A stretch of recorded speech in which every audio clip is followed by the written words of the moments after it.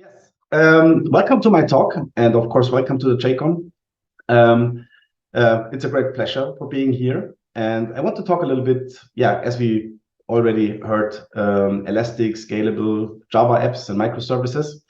And to be more precisely, I want to start with my short introduction about me. So my name, we already heard, Kümmel. I'm project manager on, at the moment, two big projects on the Alliance Insurance Company and also on the Fraport German Airport Frankfurt. I'm Java developer for 13 years now, since 2019 at MicroStream, and as we already heard, a project manager. So let's go through the topics. So I want to start with a very small introduction to EclipseStore. Just 3 slides, I would say, to explain you what EclipseStore is, what is it made for, and so on. And then I want to talk about the journey through when we start the creation of a MicroStream cluster solution, and during that various terms and their meaning of their meanings within a cluster.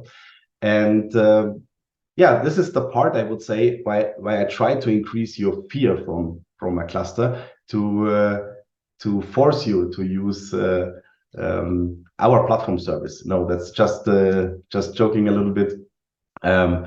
I think it's important to know what cluster do you need and what the terms means and so on.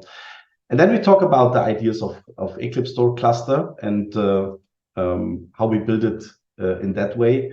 Then we come to a live demo where I can show you the application itself, which is deployed to the cluster in the end. And we will have a short look to the cluster interface, how to create a cluster and how to deploy stuff and some more features. We talk about architecture of the cluster. And of course, it's important to know what comes up next. We will talk about the roadmap, what are the features that are coming up, and so on.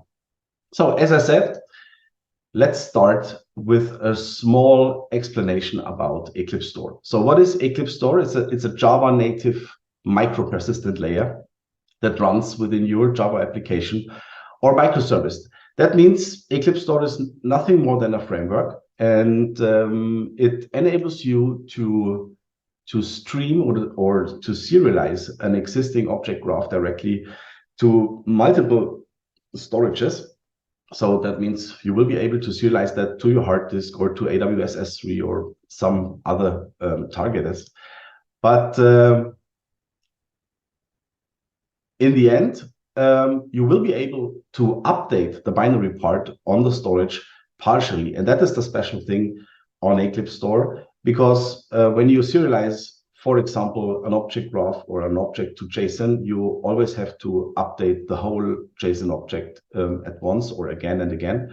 And that is different with EclipseStore. So that means as a framework, it takes your object graph, serialize it to many different targets, and at the end, you will be able to update the target partially. And this is where EclipseStore becomes the native storage. And there is also one functionality. It's an in-memory database, as I said, and sometimes it's necessary to decide, okay, which data should stay on the hard disk or which data should stay on AWS, and which data do I need within the RAM. And this is made by lazy loading. So we are able to merge those lazy stuff directly into the graph, directly into the RAM. And this is, this happens automatically in the background. Okay, this is the shortest explanation of EclipseStore. I think it's important to know, okay, it's a framework and it's a kind of like a Java native storage engine to store data directly to multiple targets. And that's it. We will come to that later in more detail when we have a look to the code at the end of my presentation. But for now, here we are totally fine. And many people said, okay, that's great. I understand that and sounds good.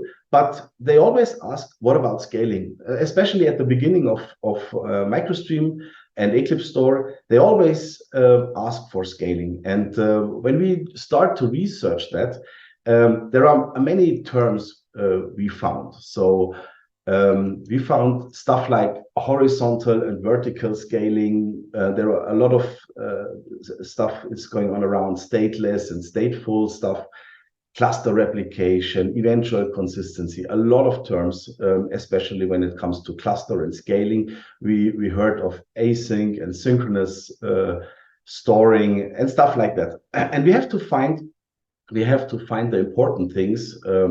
And the findings we had was this one. So first we have to talk about what is the difference between horizontal and vertical scaling. This is a very basic question, but the more interesting finding is scaling for what reason. So there are a lot of people that I met in the past, and they asked for scaling, and then I also asked back, okay, for what reason do you want to scale your data? And some of them not sure for scaling, and they're searching for something in between data scaling and high availability and fail safe. But that is not, this is, we need a precise definition for what we need that scaling. And there are, in my opinion, there are three different topics, and one is data scaling, one is high availability, and one is fail safe. And I want to talk about these three topics a little bit more in detail. Scaling for what reason? So one reason, it's not surprisingly data scaling. So that means a continuous increasing amount of data. And this is what a lot of people have. When we ask them, okay, how much data do you have, or what is your amount of data? Then they said, okay, we have something in between, yeah, let's say 3 or 10 terabytes of data or something like that. And I always ask them, okay, do you really need that much data all the time? And is that the data you search or you query through all the time? And then they say, no, that's not. But all of the data are in one table, and they have to search the whole table again and again. And this increases the performance, or that decreases the performance a lot.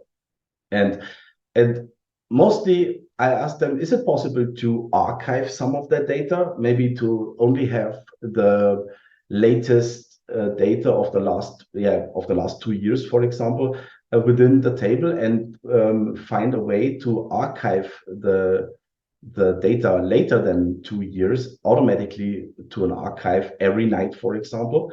And that will cover you from data scaling. So it's sometimes it's not needed to have data scaling. Of course, there are companies, they need data scaling. And I think the most important word in that place is sharding. So there is one very basic example of sharding on the right side here. Just a list of customers, and the list goes on and goes on. And if the third EC2 instance is full, that we create a fourth and the fifth EC2 instance, and the list goes on and on and on and on. This is when we talk about sharding, when we talk about data scaling. Some of you might need that, and some of you, I guess, not.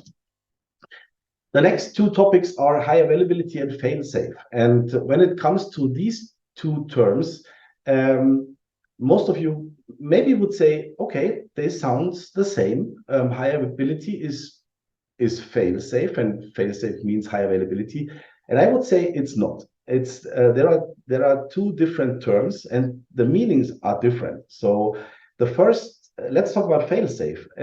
Fail-safe means most of the time keep the impact as small as possible if something fails. So that means fail-safe. That isn't the point that fail-safe prevents you from failing. So it's more to keep the impact as small as possible, I would say. And on the other side, we have the high availability. That means keep response times within acceptable limits, whatever happens to the system. So, for example, if we have an increasing or abnormal increasing amount of concurrent accesses to the server, or if some instances are failing, and that's exactly the point where these two terms belongs together. If we create a high availability, most of the time we get fail-safe automatically. But these two terms are meaning different. There is another example I want to share with you, especially for fail-safe. So let's imagine we order an EC2 instance from AWS, for example. Do you know how much availability AWS guarantees for us? Have you an idea? Okay, we'll tell you that. They guarantee 99% or 99.99% availability. And this is great for failsafe, right? So why not to choose this directly and use it, because 99.99% is really a great availability. But then you are failsafe, right? But not high availability. And that's the exactly point where these two terms are different. We have to find another solution to create a high availability, and this could be the architecture, quite easy or quite lightweight way to show a high availability. But yeah, in a way, it is like this. So we come to that a little bit more in detail later.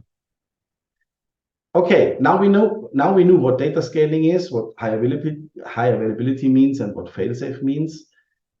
But we have to talk about horizontal and vertical scaling. And some of you already knew this. Vertical scaling is just increase the CPU and RAM up to a certain limit of the server. So that's really straightforward, I would say. And the pros of that is easy scaling with no big issues. So that's for sure. So we are able to increase the CPU and RAM. Of course, in some parts it needs a restart of the machine, but that is not a big deal, I would say. So easy scaling, no big issue. It's cheaper in the end, but for sure it's cheaper than the other solutions we talk about later. And as I said, AWS guarantees 99% availability.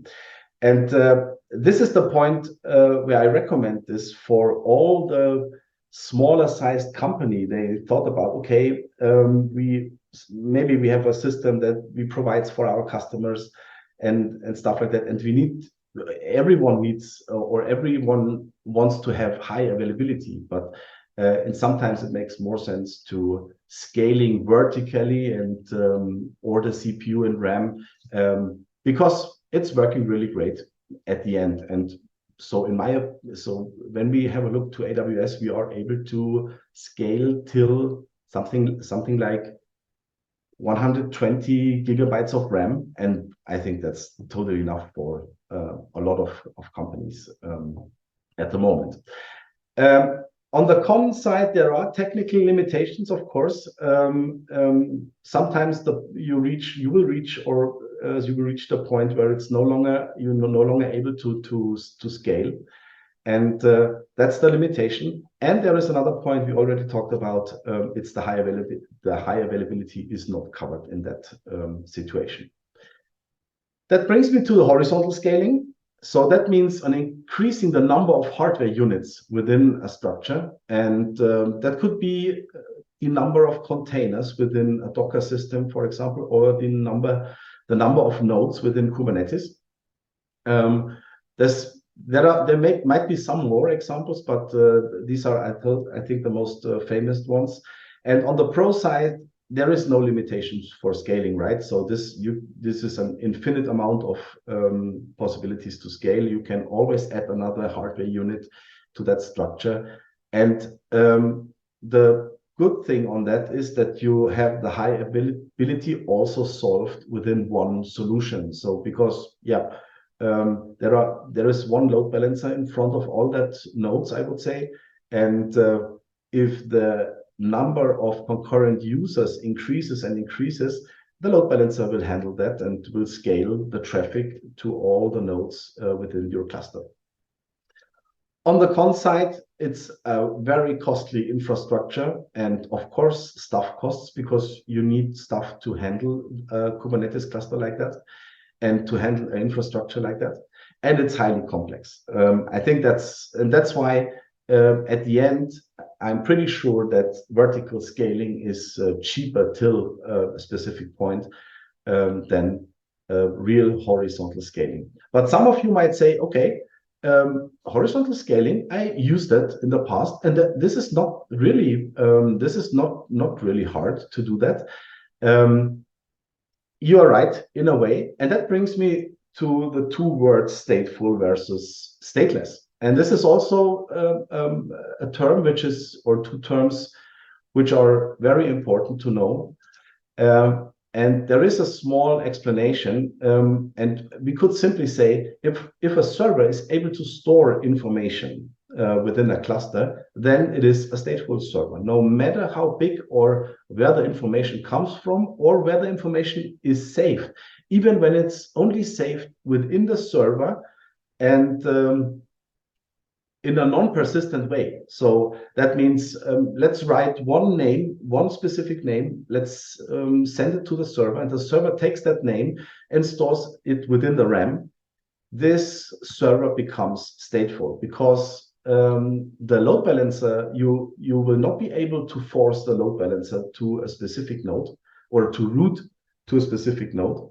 And that's why then you have, for example, you have 10 servers in a row, and one of that 10 has that name, and that's a problem. So right, so this server has a state in that way, and that's exactly the point. And sometimes we also talk about stateful and stateless architecture. That's also one possibility, and this is an example for that is when you start up a server and the server loads data from a database, the server represents the state of the database. So that means the database itself and the server becomes a stateful or stateless, or in that specific case, a stateful architecture. And this is why do we talk about that? Some of you might say, okay, scaling or horizontal scaling is easy. Yes, it is. It is easy, totally easy with stateless stuff. So let's say we have one server or multiple servers just to create a specific report. And that is a good example also for AWS Lambdas and for all the other stuff which can easily replicate your application. So to create a report, you could have an infinite amount of servers up and running to create a report for many concurrent users, I would say. And there is no state within that server, and they wake up, they do the job, and they're going down when it's finished. And that's a great stateless architecture. But on the other side, when we have a stateful stuff, or we have data within, and that is always the point when we deal with data within a database, for example, then we talk about stateful stuff, and then data replication is needed. So we have to find a way to replicate the data from one node to another node to another node, and so on. And this is really highly complex.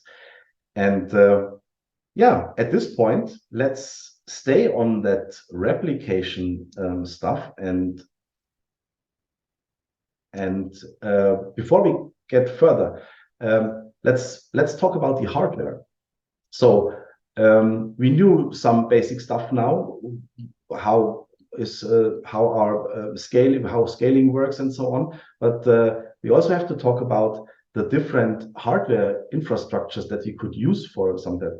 And one example is Docker. So, and of course you could have multiple containers, and you could add your own load balancer in front of that containers, and that's fine, that will work. So basically, but the con on that is that Docker runs always on one EC2 machine or on one hardware resource, right? So with Docker, it's not possible to share or to add multiple hardware resources to one Docker infrastructure. And that brings me to the next hardware, and I would say the most famous one at the moment is Kubernetes. And let's say we have that structure we already talked about. We have 3 nodes and 1 load balancer in front of them. And now we are able to add multiple EC2 instances, and Kubernetes handles that in the background to divide the resources or the servers to the different hardware resources. And Kubernetes, in the end, managed all the stuff, creating new EC2 instances, for example, adding them to the cluster and sharing the resources on what you need. And this is exactly the point. There is another big advantage on the Kubernetes side, even if it's highly complex Kubernetes, but this is the only way to handle dynamic scaling of the cluster. So within the Docker, you are responsible yourself to create containers and starting them and so on. And on the other side, Kubernetes does this in an automatic way. So whenever the traffic increases, Kubernetes raises up or creates new containers and creates new instances of your server and of your node. And so with Kubernetes, you will be able to scale your system, and that's really great. And this is working quite good.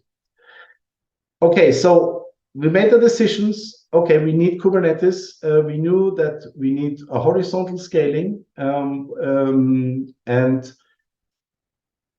let's go on. We talked about replication, right? So we have to find a possibility to replicate the data. And the first things we have to decide is, do we want to have async writes or synchronous writes? And that's just for explanation. An async means that whenever we send a request to the server, we get nearly instantly we get the result back and say, okay, got it, no worry, I take care about your data. No matter if the data is already replicated to all the different nodes in the cluster. That means we are not quite sure if that works great. So that means we tell them, okay, store that please, and the server answers, okay, I will do that. But you will not have any guarantee that this is working good. So that means asynchronous. That gives you a great latency, of course. But on the other hand, you will not be sure that it's successful, that it works successfully. There is another synchronous. It's quite the opposite, I would say. So you send a request, then the replication goes on in the background, and after the whole replication is successful, you will get the answer from the server. That increases your latency, of course, but then you are sure that this is working really great. In our specific situation, we decided to use the async version of replication. Next question about replication. Do we want to have single leader architecture? That means we have one writer node, or multi-leader architecture means multiple writers. And there is also the possibility to have a no-leader architecture. That means every node within the cluster is able to write. And that brings an enormous complexity. And this is why we decided to have, especially for the MicroStream or EclipseStore cluster, we decided to have a single leader architecture. That means there is only one writer node. It's the, let's call it the main or writer node. And this node replicates the data in the end to all the other nodes within the cluster. And last but not least, what strategy do I need? Do I need a strong consistency or an eventual consistency? And I want also to explain that a little bit. When we talk about eventual consistency, it's kind of like we talked about async and synchronous. So whenever we call the server, or let's do an example that explains it a little bit better. So let's say we have async and we store something, and just 1 second later, we try to call, or we call the data, or we call a get method to get the data. It is not guaranteed that we get the latest data, because it needs a little bit to replicate all the stuff through the cluster. And that means eventual consistency. You will never be sure that you get the latest data. You will always get the data, okay, but it could be that it's not the latest ones, and that means eventual consistency. In the opposite, we have strong consistency. That is, it's a high latency, but no stale data, I would say. It's more the way that we use the synchronous. Okay, in the case of EclipseStore and MicroStream, we decided to use, we have an eventual consistency for now. And then we still not talked about, a little bit infrastructure, that's right, but we don't talk about backups and monitoring and logging and security and so on. There are a lot more stuff is going on behind the scenes within a cluster like that. But I will come to that a little bit later. Okay, so when we decided to create a cluster based on the research we did before, we decided to create a central point for hosting your applications. So that means whenever you create an application and you want to host that, we provide you an easy way to deploy that to our infrastructure, and you don't have to deal with all the complicated stuff. Then we want to provide you different types of cluster and solutions based on your application. So there is a simple application hosting, a cluster hosting and configuration, and data replication in the end. That's different types of applications within our platform. And as I already said, hiding you from the complexity of infrastructure, dealing with security, dealing with HELM, dealing with Kubernetes, dealing with logging and monitoring and stuff like that. And this is all covered within our solution. Yeah, as I said, providing you monitoring, logging, backup out of the box. So as I said, a fully managed Kubernetes configuration. Okay, but at the beginning, we knew, okay, EclipseStore is still a framework, right? So how to create kind of like a server out of that, or infrastructure. And then we had a short look to the relational databases on the market. And the normal way we deal with relational databases, we install the database or we use an existing one as a service, for example. And then we create tables and constraints, right? So we have to create an infrastructure on the database. Then we create a JDBC connection. In easy words, we querying. We define queries in our application, and we call that queries. Yeah, that's quite really straightforward, nothing special. And on the other side, let's have a look to Micronaut data provider, for example. That means, or let's just clarify, what is a Micronaut data provider?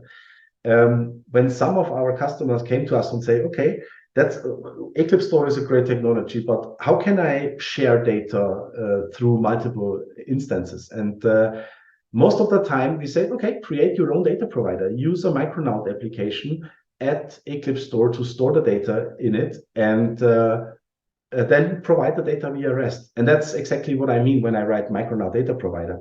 And when we compare both sides, we see that the stuff is nearly the same. So we have to set up Micronaut for sure, or Helidon, or even a Spring project. Then we create our data structure in Java. Then we create REST interfaces, and we request these interfaces at the end. And I would say this is quite similar. And this is what we did. So our idea was, okay, let's create a very standardized application setup that can be easily deployed within our infrastructure. And because of the standardized things in it, we are able to cluster it automatically. The clustering will be handled by MicroStream Cluster API at the end, and we use REST to provide the data. And as I've already said, we are able to handle Micronaut and Helidon, and in the future we will be able to handle also Spring applications in it. Okay, that brings me to the demo, and let me just skip to my IDE that you can see the project I'm talking about all the time. This is the Micronaut project, the data provider, I would say. And this is also, you will see the implementation, how EclipseStore basically works. And it's it's always the same. So we need one class which contains the database management system, I would say, and then that's in our specific case, it's the cluster storage manager here. Normally, you would use the embedded storage manager just for the framework, just for using EclipseStore the normal way. But for our cluster, we use the cluster storage manager. We have to create one specific element, which is the root element. I would say the entry point to our object graph. We need that. We need to initialize the cluster storage manager. We did that already. And at the end, we need the data root. I already explained that. And in that specific case, I created a data root, which consists or which contains one list of products. And one get method. Let's have a look to the product itself. It's just a really straightforward Java bean, nothing special in it. We have a constructor, we have some get and set methods within, really easy, straightforward bean. And we had these classes contains our REST interfaces.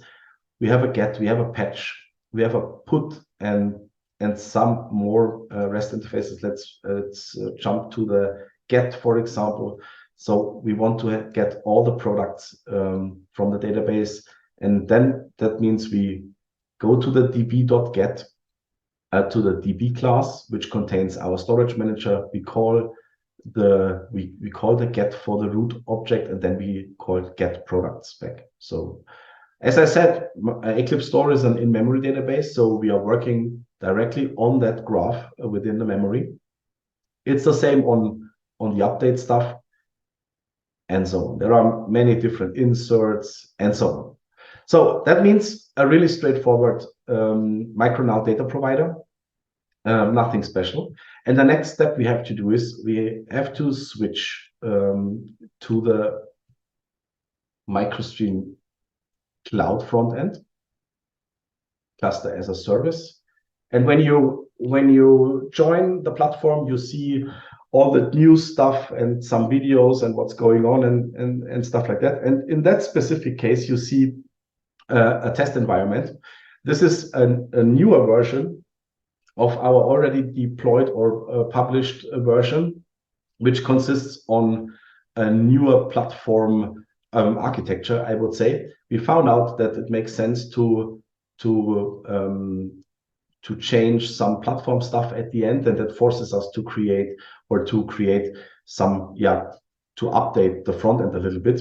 And within the next 2 weeks, we will update that a little bit. So we will tear down the older front end and adding the newer one to it. We have to migrate all the data for sure. And you will see the newer version within the next 2 weeks.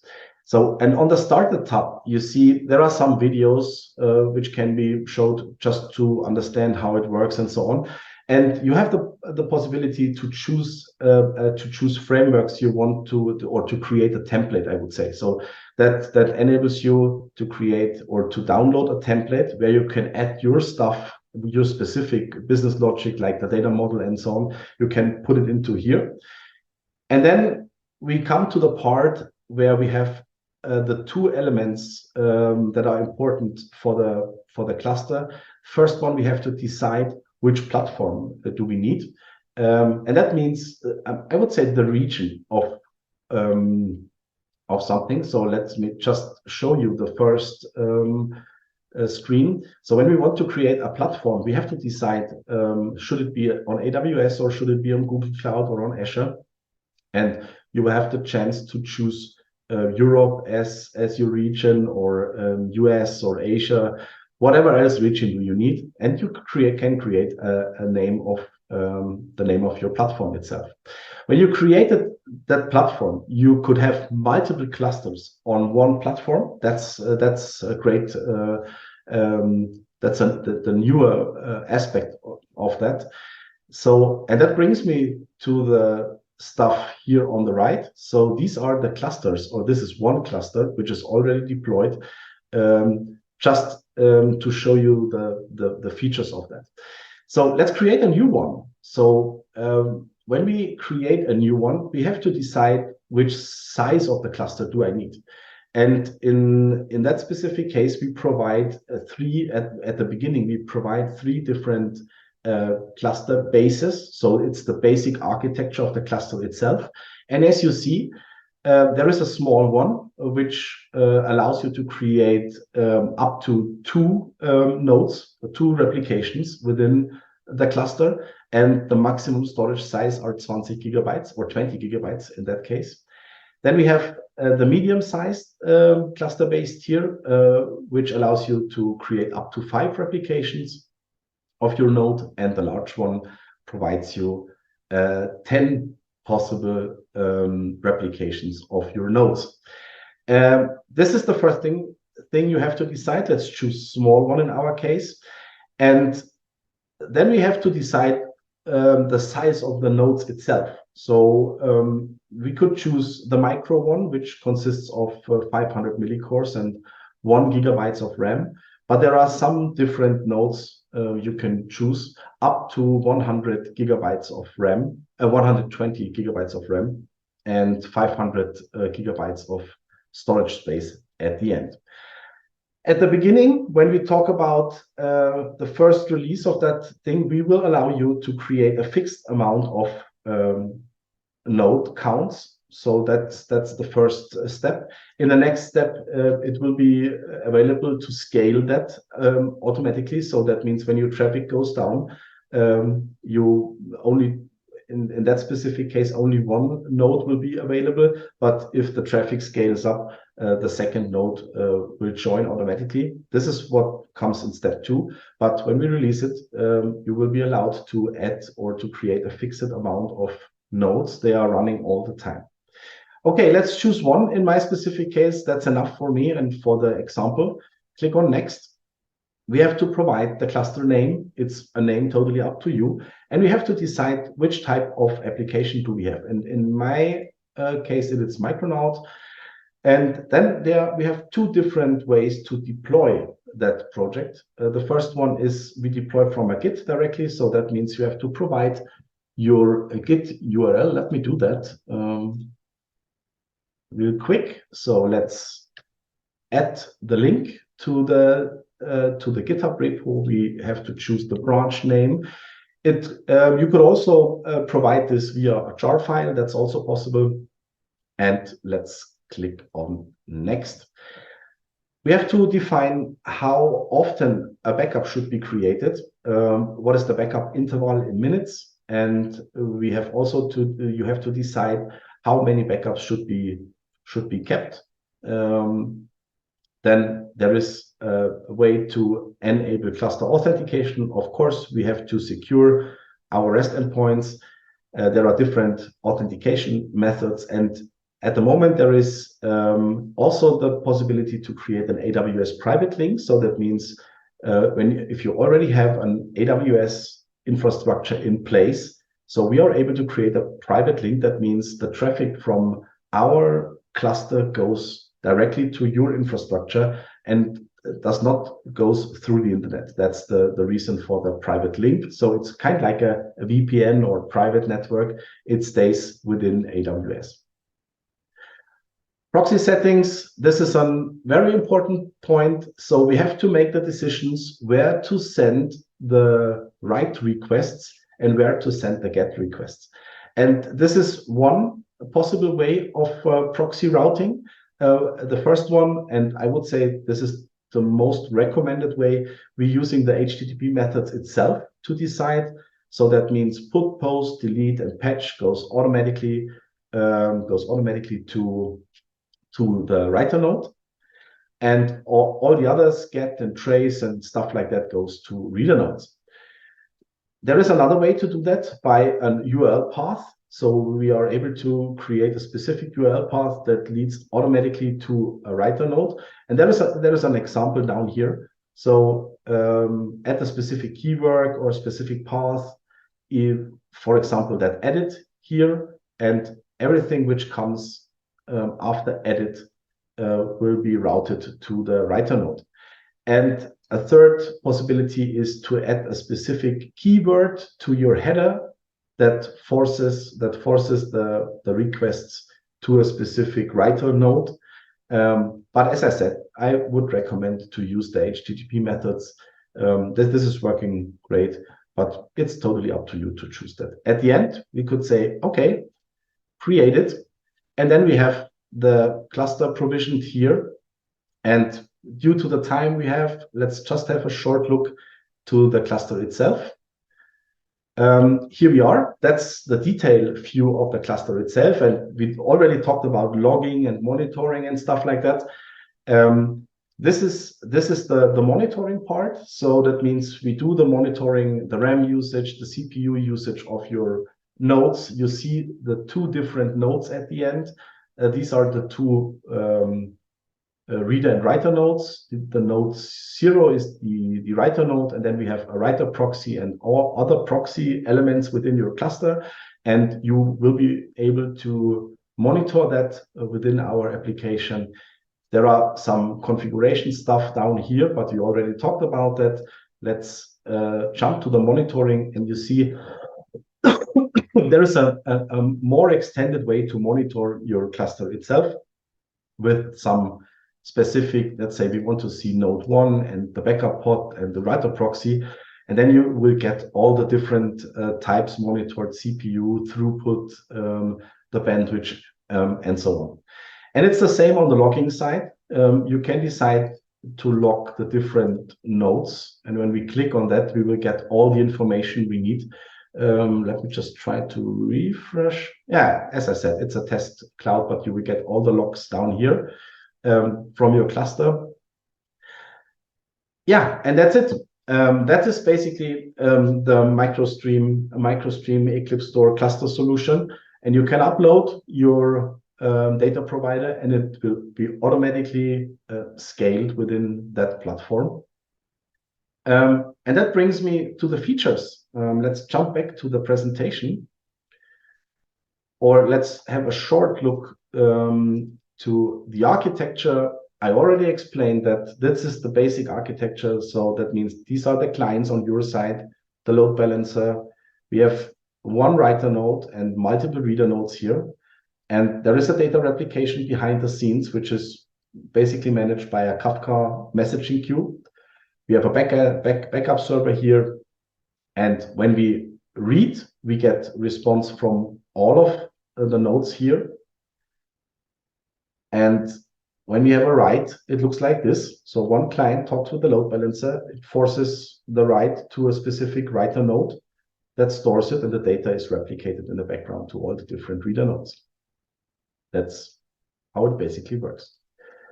So what feature do we provide? The available cloud platforms for now is AWS. We supported Micronaut and Helidon for the moment. The supported deployment is via Git and jar upload. We already talked about that. We provide individual tier sizes, CPM, RAM, memory configuration, individual numbers of replicas. Auto scaling is coming up later, so I have to change that on that slide. But there is a basic authentication support. We have a private connection link, individual backup strategies, and so on. We already talked about that. And that brings me to the roadmap.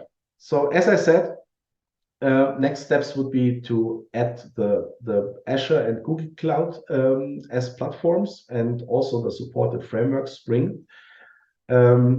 We thought about a supported deployment, so that enables you to do a deployment via REST or via CI/CD Jenkins or GitHub Actions. That's the next steps we want to implement. And as I said, auto scaling. So that means a horizontal auto scaling number of replicas. There is another feature we want to implement, and scale to 0 in a way so that enables you to say, okay, start up the cluster from Monday to Friday, and during the weekend, tear down the cluster. Okay, that's it. I think we are right in time. I think we have 5 minutes more for your questions. Yes, it's your part. Any questions so far?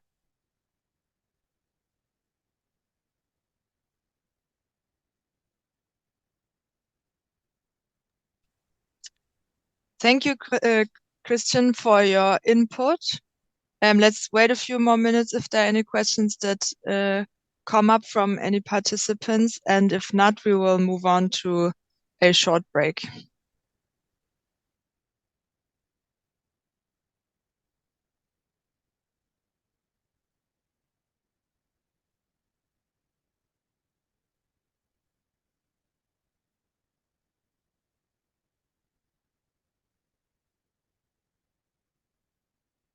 So there is one question, which part of the presented stack is open source? That's also interesting. Okay, basically, the EclipseStore framework itself, it's open source. The cluster API, it's not for the moment. But there is another important announcement I have to do is what you see, the cluster solution and the cluster itself, it will be also available for you as an on-premise solution. So we are working on a solution to provide you that for your own on-premise cluster. But yeah, just for the open source stack, EclipseStore itself, the storage framework is open source, and I think that's okay. The cluster itself will become open source as long as you want to use it as an on-premise solution. You will get all the HELM charts and stuff like that.